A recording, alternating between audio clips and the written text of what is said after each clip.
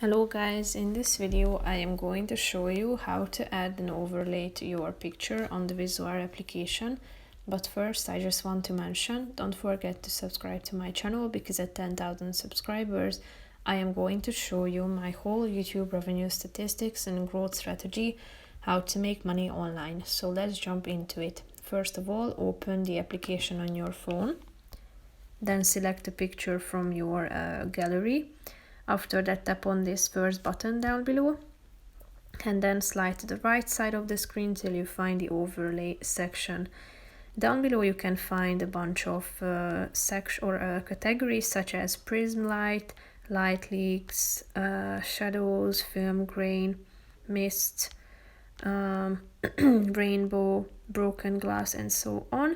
So tap on the relevant font that you want to adjust to your picture. Then all you have to do is tapping on the apply button in the upper right corner of the screen, and then you can save it by clicking on this save button at the top of the screen. So that's pretty much it for this video, guys. See you in the next one. Bye bye.